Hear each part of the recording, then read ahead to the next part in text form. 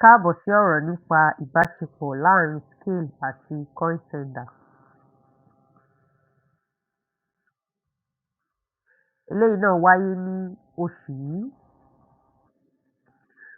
Gbogbo wa ni a ó gbà pé àti máa lọ káàkiri lórí DeFi tí a mọ̀ sí Decentralized Finance kò kí ń ṣe fún ènìyàn tí kò ní ọkàn líle. Àwọn ìdojúkọ tí ó wà níbẹ̀ kò jẹ́ kí a lè máa fi àwọn ohun ìní àmì ránṣẹ́ láì ní ìdojúkọ ọ̀kan tàbí ìmíràn, tí ó sì máa ń ṣe ìdíwọ́ fún àwọn ìwúlò rẹ̀.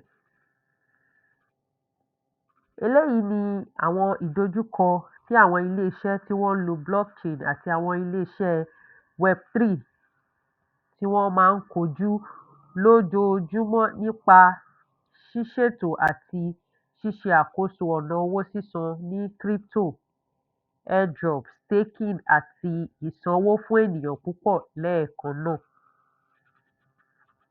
Láti kojú ìdojúkọ yìí, solution kan ló fojú hàn, eléyìí tí ó ń jẹ́ CoinSender, tí a mọ̀ sí àwọn olùbánifiránṣẹ́ àmì.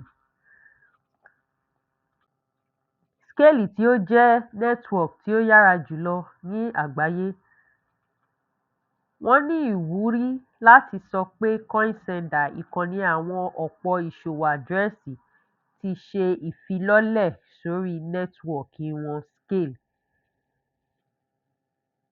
CoinSender jẹ́ ohun èlò decentralized tí a mọ̀ sí dApp tí a ṣe láti mú ìyípadà wá sí bí àwọn àjọ tí wọ́n ṣe ń ṣàkóso àwọn ohun ìní àmì.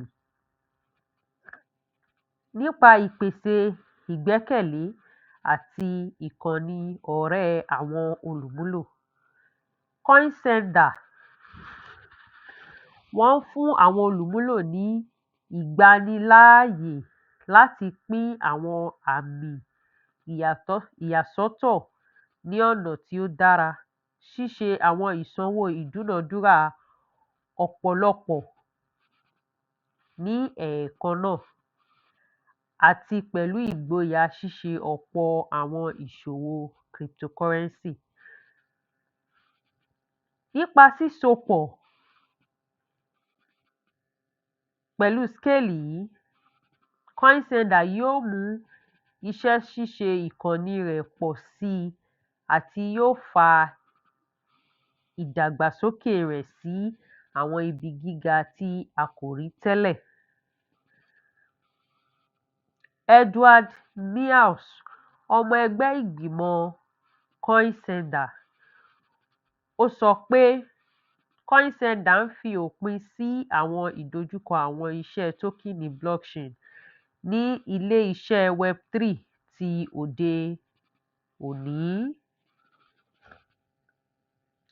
Ìfilọ́lẹ̀ lórí SKALE yìí,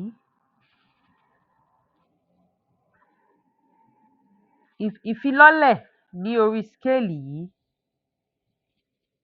a ní pàtàkì láti mú ìkànnì wa lọ sí ìpele mìíràn, yóò sì máa sopọ̀ àwọn ẹ̀yà tí ó lágbára bíi ìyára lórí ẹ̀wọ̀n. Ìyára lórí ẹ̀wọ̀n ti lè gbé ìyára àti ìlọsíwájú ìmọ̀ ẹ̀rọ tí kò ní gáàsì.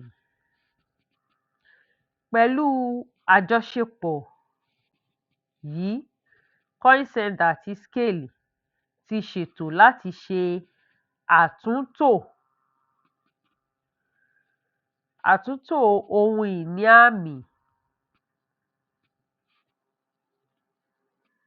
ṣíṣe ìṣòwò tí ó dára àti iṣẹ́ cryptocurrency tí ó múnádóko fún ìwúrí tuntun ní ẹ̀ka DeFi. Tí o bá fẹ́ mọ̀ sí i nípa ìbáṣepọ̀ láàrin SKALE àti CoinSender, O nílò láti lọ sí orí ẹ̀rọ ayélujára CoinSender. O lè rí wọn lórí Twitter, o sì lè darapọ̀ mọ́ wọn lórí Discord àbí kí o wá wọn ní orí YouTube. Eléyìí ni ìbáṣepọ̀ tí ó ṣẹlẹ̀ láàrin SKALE àti CoinSender. O ṣé tí o gbọ́ mi, èmi ni aṣojú SKALE ti ilẹ̀ adúláwọ̀. Kí o ní ọjọ́ rere. Ó dàbọ̀.